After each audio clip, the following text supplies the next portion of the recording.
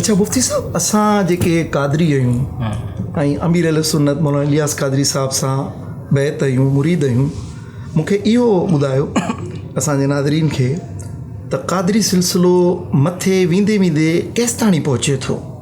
कादरी जीअं लफ़्ज़ इस्तेमालु थियो, कादरी जी माना आहे कादिर वारो।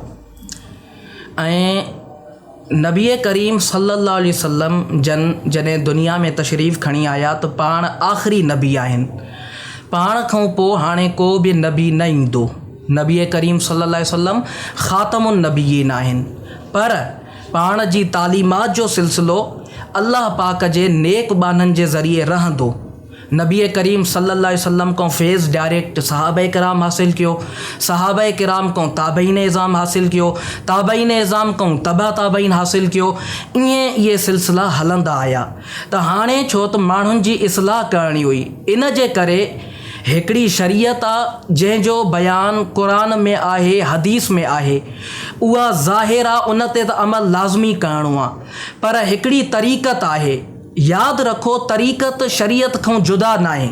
अॼुकल्ह कुझु अहिड़ा माण्हू आहिनि जेके चवंदा आहिनि त तरीक़त ॿी आहे, शरीयत ॿी आहे, असां त कंहिं ॿिए ई जान में घुमूं था। तरीक़त हमेशह शरीयत जे ताबे हूंदी।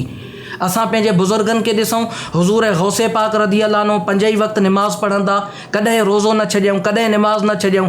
पर अॼु जा कहिड़ा अहिड़ा माण्हू अची विया, न निमाज़ आहे न रोज़ो आहे, ऐं चवनि था असां सूफ़ी आहियूं, असां तरीक़त ते था हलूं। यादि रखो तरीक़त शरीयत खां अलहदा न आहे।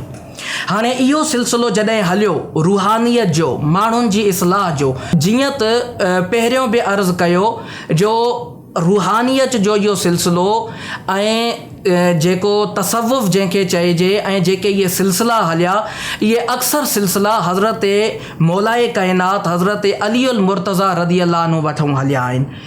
कादरी सिलसिलो बि हज़रत अली रज़ी अल्लाह ताला अन्हु ताईं पुॼे थो। सैयदी व सनदी व मुर्शिदी हज़रत अमीर अहले सुन्नत दामत बरकातुहुल आलिया, इहे सिलसिला आलिया कादरिया जा 41 बुज़ुर्ग आहिनि। यानी असां अगरि पोइ ते वञूं त पाण जा पीर हज़रत ज़ियाउद्दीन मदनी रहमतुल्लाह अलैह, उन्हनि जा पीर साहब हज़रत इमाम अहले सुन्नत इमाम अहमद रज़ा ख़ान रहमतुल्लाह अलैह, उन्हनि जा पीर मारहरा शरीफ बरकातिया वारा।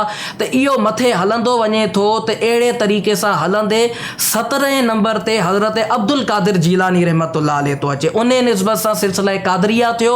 ऐं वरी इहो तसलसल जॾहिं अॻिते यानी पोयों वधे थो त इहो कादरी सिलसिलो वञी करे हज़रत मौलाए काइनात अली उल मुर्तज़ा रज़ी अल्लाह अन्हु ताईं पुॼे थो। पर इहो कादरी छो चवराइजी वियो, मशहूरु इन सां छो थियो जो इन सिलसिले जा हिकिड़ा वॾा बुज़ुर्ग ऐं गौसुल आज़म हज़रत अब्दुल कादिर जीलानी रज़ी अल्लाह अन्हु आहिनि। इन निस्बत सां इहो सिलसिला आलिया कादरिया सॼो वियो।